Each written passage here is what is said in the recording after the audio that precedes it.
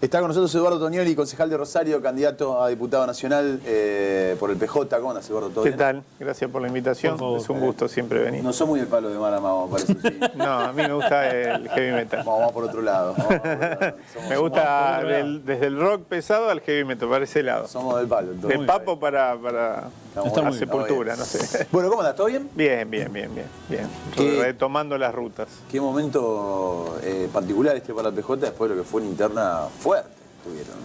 Sí, fue una interna fuerte, pero tengo para mí, y a las pruebas me remito un poco con esta reorganización de la campaña para la segunda etapa, que ha sido una interna que entiendo que ha dado algún resultado en el sentido del volumen que se puede mostrar en cantidad de votos. En otros distritos no fue así.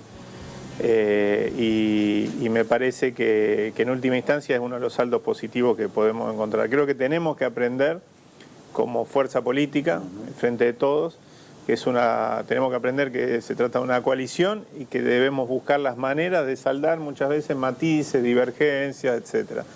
Yo siempre señalo, en estas últimas semanas, es impensado en la provincia de Santa Fe, por ejemplo, que ya sea el PJ o cualquiera de los frentes políticos más importantes, impidan la posibilidad de presentar alguna lista, por lo menos puedo hablar del peronismo, alguna lista de algún distrito. El Partido Justicialista en la provincia de Santa Fe, y esto hay que valorarlo en la figura de Ricardo Olivera, solo lo que hace es visar de alguna manera las listas que se presentan, chequear por supuesto lo que tiene que ver con los avales y remitirlo a la justicia electoral. En provincia de Buenos Aires esto no fue así, se voltearon, para usar un término coloquial, más de 70 listas en el territorio, y en los distritos donde hubieron varias listas son distritos donde se ganó, José Cepaz, Lanús, etc. Entonces esto genera movilización, y acá en la provincia de Santa Fe la interna generó movilización de la militancia, y seguimos ese envión ya con una síntesis, ¿no? Que son las listas de senadores, que queda entera, porque así es el formato electoral, y la de diputados que queda mechada, claro. Entonces, ¿considerás que en aquellos distritos, no me quedé con el dato que decías, ¿se bajaron listas en Buenos Aires? Sí, a ver, yo siempre pasó que apenas se cerraron las listas en la provincia de Santa Fe, con esta particularidad que había 2 listas, solo aquí y en Tucumán, si no me equivoco, el Frente de Todos tuvo interna. Digo, hay que considerar que Cambiemos tuvo interna en muchos lugares, aquí había 4 listas, y las PASO es una herramienta, para mí virtuosa, que fueron creadas en su momento por decisión de Néstor Kirchner, ¿no es cierto? Y no solemos usarlo, y no hay uso y costumbre dentro del peronismo, sobre todo en el AMBA, ¿no? Capital, Gran Buenos Aires, no hay de alguna manera un entendimiento de que puede servir para contener políticamente a sectores, incluso sectores minoritarios, que después, sobre todo en las elecciones legislativas, terminan adentro de la lista y empujando todo junto. Cuando vos dejás afuera a alguien, ese alguien, en el mejor de los casos, por disciplina partidaria o por convicción ideológica, puede seguir adentro. En el peor de los casos puede terminar jugando en otro espacio político, ¿no es cierto? Y eso en política también existe. Entonces me parece que hay que pensarlo como una herramienta para poder ordenar la oferta electoral de una fuerza. Muchas veces se habla o se valora positivamente, no sé, el Frente Amplio Uruguayo. Bueno, es una coalición que tiene mecanismos de esas características para resolver sus candidaturas, ¿no? ¿Pudieron juntarse con el sector de Agustín Rossi, de Rodena? Digamos, esa foto que muchos esperan después de la PASO, de decir, bueno, ahora que ya hay un ganador, que se ordenó la cuestión, la foto conjunta no existió, digamos, siguen... Bueno, yo estoy acá en Santa Fe porque vamos a tener una actividad en la seccional 10ª, un plenario de la departamental del PJ, con la participación de los 2 sectores. En el caso de la lista de diputados, entiendo que vamos a estar completos. En el caso de la lista de senadores hay un debate en la Universidad Nacional de Rosario, por lo tanto Lewandowski y Sagnum van a estar ahí y no van a estar presentes. Mirá, el domingo a la noche, el domingo del día de la elección, quien les habla, por supuesto, porque la otra lista había ganado, envió un mensaje a cada uno de los candidatos y candidatas. Me consta que sucedió lo mismo con otros de los protagonistas de la lista. Al día siguiente a mí me correspondía, por supuesto, reunirme con Roberto Mirabella, que es quien a la postre terminó encabezando la lista única, la lista de unidad, ¿no es cierto?, después de las PASO, y empezamos a trabajar. Es verdad que no hubo foto, pero hubo un trabajo estas 2 semanas muy intenso. Recién hubo una foto el sábado en un plenario similar al que vamos a hacer hoy en Santa Fe, que fue de la departamental Rosario del PJ, con Lewandowski, Sagnum, quien les habla, Norma López, candidata a concejal en Rosario, que va a integrar la lista final, la encabeza Lisandro Cavatorta, que es del sector de Omar Perotti, pero con mucha naturalidad, no es que posamos. A mí no me preocupa tanto la foto, sino que el trabajo real exista, que sea efectivo, que en los territorios se esté trabajando para construir un triunfo. Me consta que Agustín Rossi está desde hace unos días recorriendo toda la provincia, estuvo hace unos días en Casilda, antes de ayer en una seccional de la ciudad de Rosario, y así recorriendo departamento por departamento, abonando a qué va a ser, a la única lista que hay, ¿no es cierto?, que es la del Frente de Todos. Me parece que es más importante que una foto que a veces puede existir. Quiero recordar que hubo experiencias en la provincia de Santa Fe dentro del Partido Justicialista de buen uso de las PASO. 2017, Rossi Rodena, 2019, Perotti y Bielsa, y otras que no fueron tan buenas, donde existió la foto, pero no el acompañamiento, ¿no? Lo importante es el acompañamiento. ¿Por dónde pasan las líneas de trabajo conjuntas en esta unidad después de las PASO, Eduardo?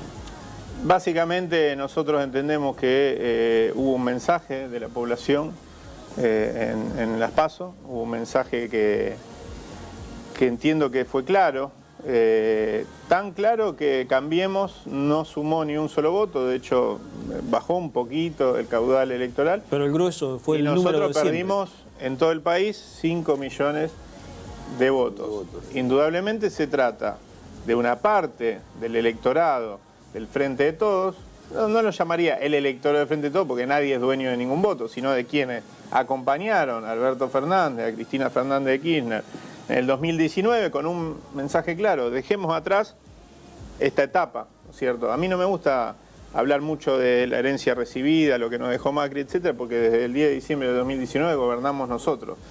Y porque además el electorado ya votó en contra de Macri. En 2019 claro, votó a favor de un gobierno, el de Alberto y de Cristina, pero también votó en contra de todo lo que había pasado.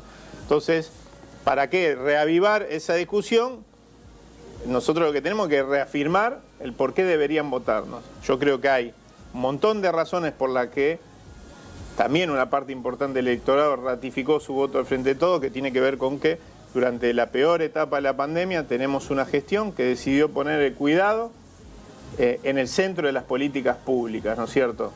Y no me refiero solo a la salud. La salud, bueno, a todas luces, en un escenario dificilísimo, donde 4 o 5 países se hicieron del grueso de las vacunas, etcétera. Sin embargo, esta gestión logró encaminar una campaña de vacunación que, bueno, a todas luces en los últimos meses empieza a dar claros resultados. Me refiero también al cuidado del trabajo, de la producción, con los ATP, los Repro 2, etcétera, que hizo que hoy veamos mejoras. Escuchaba el otro día a dirigentes de la UOM decir que cuando empezó el gobierno de Macri tenían 260.000 afiliados en la Argentina. Cuando terminó el gobierno de Macri tenían la mitad y hoy ya tienen 220.000. Evidentemente hubo un proceso de mejora, pero por una decisión clara del gobierno nacional de proteger el trabajo y la producción. Esas son las cosas que uno cree que se valoraron positivamente. ¿Qué es lo que falta? Bueno, hay 9 millones de compatriotas, casi 10 millones que durante la peor etapa de la pandemia tuvieron que ir a gestionar el IFE porque no están en ningún marco de seguridad social. Por supuesto, uno no puede decir que es responsabilidad exclusiva de este gobierno, sí que es una deuda enorme de la democracia que ha pasado aún, como por ejemplo el periodo 2003-2005, en etapas de crecimiento a tasa china y no pudo reducir la pobreza estructural. Sí la pobreza de ingreso, pero no la pobreza estructural. Entonces, evidentemente es una deuda enorme que algunos gobiernos han profundizado. El gobierno de Macri es el porcentaje de informalidad, de precarización, etcétera, aumentó ostensiblemente, pero evidentemente se desnuda con la pandemia y el gobierno todavía no ha podido dar cuenta de eso. Yo creo que hay algunas luces en el camino o políticas determinadas que nosotros, ya hablo desde un espacio en particular dentro del Frente de Todos, que es el Movimiento Evita, definimos como mover la economía desde abajo, ¿no es cierto? Generar la posibilidad, por ejemplo, de un gran plan Marshall, para usar una referencia histórica, ¿no es cierto? Plan de reconstrucción. De reconstrucción donde cientos de barrios populares de nuestro país que no tienen la infraestructura básica necesaria, Santa Fe y Rosario en ese sentido tienen muchos de ellos, puedan ser urbanizados con trabajo, ¿no es cierto?, local. Incluso nosotros planteamos el 30% con cooperativas de vecinos y vecinas. ¿Qué estamos diciendo con esto? Que se destinen recursos a generar trabajo ahí donde hay necesidades básicas e insatisfechas. Es decir, trabajo se necesita por todos lados. Lo que no hay muchas veces es empleo, que es otra cosa, ¿no? El gobierno está haciendo con la SISU, que es la Secretaría de Integración Sociourbana, con el 15% de lo que obtuvo el Estado en concepto de aporte de las grandes fortunas, se están urbanizando mucho esos barrios. Si nosotros podemos redoblar la apuesta con política de ese estilo o con el que anunció ayer Alberto Fernández para convertir programas sociales en trabajo genuino, en un plan de formación junto a la UOCRA, etcétera, nosotros estamos en condiciones de incorporar a cientos de miles de personas, sobre todo jóvenes, al trabajo y a la inclusión social. No vamos a lograr hacerlo solamente con esa mejora de la actividad industrial, porque ya nuestra historia reciente, y repito, en un momento de mejora económica, como fue el periodo 2003-2015, ha demostrado que eso no alcanza para incorporar masivamente a toda esa mano de obra desocupada. Eso es realmente pensar cómo incluimos, no solo a través del consumo, que es una forma, durante la pandemia no había otra forma, es brindar alimentos, IFE, etcétera, incluir a través de dar algún tipo de ingreso para incluir a través del consumo, y otra es poder direccionar parte de esos recursos que hoy se usan para ese tipo de inclusión a incluir a través del trabajo, que es mucho más sostenible, duradero, ¿no? Ahora, hay una rama que de a poco el Estado me parece que va teniendo, o no de a poco, sino cada vez más va teniendo un poco más en cuenta, y que tiene que ver con la economía popular, algo que en los sistemas formales quizás es bastante complicado, pero la economía popular, a través del crecimiento de la informalidad, sobre todo, va creciendo mucho más. ¿Qué pasa con el sector de la economía popular? Sí, no es un fenómeno solo local, por supuesto, en sociedades, bueno, salieron los números del INDEC hace algunos días, ¿no? Santa Fe, 50% de pobreza, por Rosario, encima de la media nacional, muy por supuesto. Entonces, evidentemente, es una explosión de informalidad, porque digo, la informalidad lleva a eso también, es uno de los resultantes de la informalidad, pero en el mundo también, en otras sociedades mucho más integradas, la tecnificación ha generado situaciones similares. Mira, hay alguien que trabaja mucho sobre esto, que es el Papa Francisco, y habla de volver a considerar todo aquello que permite que la comunidad se reproduzca, ¿no es cierto? Todo aquello que permita solucionar necesidades básicas insatisfechas tiene que pasar a ser considerado trabajo. Y si es considerado trabajo, de alguna manera la comunidad misma tiene que pensar de qué manera puede sostenerlo económicamente. Una parte importante del PBI de la Argentina se sostiene por las tareas de cuidado que realizan en general quienes, las mujeres, en sus hogares, para que otros acumulen desde una perspectiva mucho más ligada a la concepción capitalista. El 60% de las mujeres está inscripta en economías populares. Bueno, cuando vos ves la torta, lo veía ayer salió un informe muy bueno en un canal en Buenos Aires, en una especie de debate donde estaba Enrique Martínez, Emilio Pérsico, bueno, etcétera, mostraban una torta. El porcentaje de mujeres que protagonizan la economía popular, que están registradas en el registro nacional, ¿no es cierto?, que se abrió a tal efecto, es el 60%. Esto se invierte cuando hablamos del empleo privado, ¿no es cierto? No llega al 30%. Claro, se invierte incluso más, ¿no es cierto? No llega al 30%. Entonces te das cuenta que hay toda una serie de tareas que tenemos naturalizadas, como que son, ¿no es cierto?, tareas que son tareas socialmente útiles, Hablamos desde la asistencia social, muchas veces en los barrios, hablamos desde lo que tiene que ver con cuidado de personas, con el cuidado de la persona en todas sus alternativas, ¿no es cierto? Hablamos, por ejemplo, de actividades que tienen que ver con la venta ambulante o las ferias, que en muchos lugares son la forma que existen, digo, porque alguien necesita trabajar, pero alguien encuentra ahí, resoluciona sus problemas de consumo, de indumentaria, alimento, etcétera. Bueno, hay una variedad infinita de actividades de la economía popular que requieren de pasar a hacer trabajos con derecho. Bueno, el reciclado, yo siempre tiro un dato muy concreto. Año 2015, porque teníamos los datos frescos en ese momento.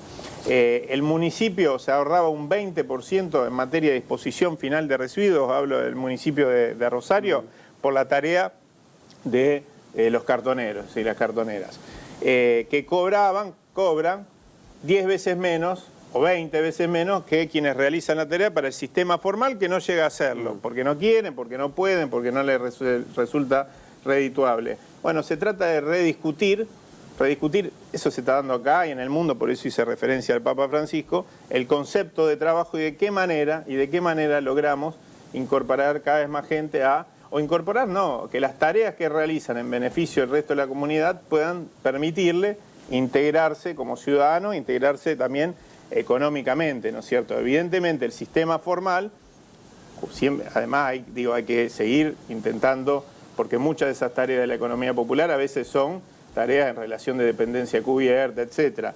Ir por eso para que se termine, y aquellas que no lo son, que si no son más experiencia de autoempleo, a veces de autoexplotación, etcétera, vayan creciendo en derechos. ¿Y quién tiene que garantizar eso? Indudablemente el Estado, ¿no? Te consulta nuestro compañero Héctor Galeano, lo vas a ver aparecer ahí en pantalla. Anda? ¿Cómo te va, Eduardo? ¿Qué tal? Buenas tardes. ¿Cómo andás? Bien. El programa que mencionabas de televisión se llama Desiguales. Ahí está. No quería nombrar el canal, no quería hacer un chivo, ¿viste? No pasa nada. No, pero está... Es un canal público igual. Sí. Un canal público y está buena la propuesta. Yo también lo vi ayer, me pareció muy interesante. No voy a cambiar el eje de lo que estabas charlando ahí con los muchachos, van totalmente emparentados a lo que decías. Hay toda una idea general de la política, incluso dentro del Frente de Todos, que la única posibilidad, digamos, de generar, de salir de un déficit crónico, más allá de la pandemia que ha complicado cualquier economía de cualquier país, y de ir hacia un sistema más virtuoso, todos coinciden con esta idea de generación de riqueza. Y algunos, ya lo saco al Frente de Todos de esta idea de generación de riqueza, están proponiendo que de la Argentina que se viene deben prevalecer dos cuestiones: o no aumentar los impuestos y no crear nuevos impuestos, y rediscutir la relación laboral empleador-laburante. ¿Cómo ves, cuando escuchás estas definiciones, el principio de generación de riqueza por un lado y después lo otro que te mencionaba, pensás que esa va a ser la discusión, más allá que estés de acuerdo o no, la discusión que se viene en el Congreso? Mira, son debates, no dejan de ser debates interesantes, por supuesto. Después uno tiene que ver desde qué perspectiva se hacen. Yo creo que hace falta una reforma tributaria en la Argentina. Por supuesto que no soy ingenuo y sé que lo que están planteando algunos de los que enuncian, si veo que lo están haciendo desde sectores ligados a Cambiemos, es como cuando en los 90 te hablaban de gobernabilidad. Yo inmediatamente, en los 90 te hablaban de gobernabilidad y tenía que llevarte la mano al bolsillo, porque venía un ajuste, etcétera, ¿no? Para ver si tenía la billetera todavía. Si te dicen que hay que cobrar menos impuestos, bueno, ¿a quién? Sí, yo creo que a las pymes efectivamente hay que generar las condiciones para que sean mucho, a veces incluso cobrar menos impuestos y a veces que sean menos engorrosos, y vale para todos los niveles de Estado. Bueno, eso se dijo acá, soy concejal de Rosario, es un incordio muchas veces, una serie de trámites que hay que hacer para habilitaciones, los costos también, etcétera. Entonces, hay que revisarlo con esa lógica de progresividad, ¿no? Pero bueno, quizás ahí podemos ponernos de acuerdo que hay que revisarlo. Después, la divergencia van a ser sobre esa cuestión de fondo que no es menor y que se dio en la discusión. Yo recién cité el aporte de las grandes fortunas. La otra cuestión, que es lo que generalmente también algunos sectores llaman el costo laboral, que en realidad es un andamiaje de derechos con los que cuentan los trabajadores y las trabajadoras en la Argentina. Yo creo que se parte de una falsa premisa, que quitar esos derechos, a mí me ha pasado en campaña, yo si tengo una característica, y pasa lo mismo con Agustín Rossi, que es con quien compartimos la lista durante las PASO, y que vamos y hablamos con todo aquello que nos quieran escuchar. Hemos estado aquí en Santa Fe, reunido con el centro comercial, con el CAME local. Hemos estado en Avellaneda, una ciudad en la que quizás el peronismo corre muy de atrás hace mucho tiempo, con sectores también ligados al empresariado de distintos niveles, ¿no es cierto? En Rosario lo mismo. Y se escucha algo muy frecuentemente, que es esta idea de que si se facilitaran las cosas o fuera más fácil despedir a alguien, vamos a ir al hueso, ¿no? Si fuera más fácil despedir a alguien, bueno, el concepto de la ley que presentó Lustó es ese. Sí. Si es más fácil, más o menos está pensado como el sistema de la UOCRA, ¿no es cierto? Pero que es un formato de trabajo muy particular, donde es temporario hasta que se termina una obra, después pasa un tiempo hasta que agarran otra, etc. Esta idea, digo, que debe ser más fácil, ¿para qué? Para que los empresarios tomen mayor cantidad de gente. Si fuera más fácil, los empresarios tomarían más cantidad de gente. Y la verdad es que la historia de la Argentina, yo cité varias veces el periodo 2003-2015, pongamos 2005-2006 hasta el 2013, 2014, bueno, en ese periodo la Argentina creció en millones de puestos de trabajo nuevos, hablo de empleo, no solo de trabajo, y no se recortó ningún derecho laboral.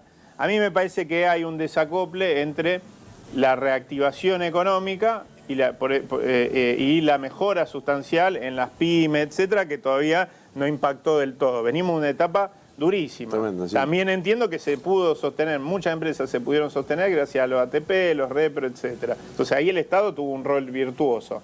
Yo creo que cuando empecemos a crecer a pasos más firmes y empecemos a tener mayor movimiento de recursos por abajo, como decía antes, me parece que esta discusión va a quedar un poquito más atrás. Yo reconozco, hoy para una pyme, y lo dije antes, para una pyme es muy difícil incorporar. Yo fui empresario pyme, tuve en su momento un negocio en la ciudad de Rosario y sé lo que costaba incorporar. Eran momentos mucho más difíciles, ¿no? Tengo un ojo para los negocios bárbaros. 99, 2000, 2001, 2002, 2003 me fui al tacho. Pero digo, era dificilísimo y se requiere muchas veces la atención del Estado a esa problemática.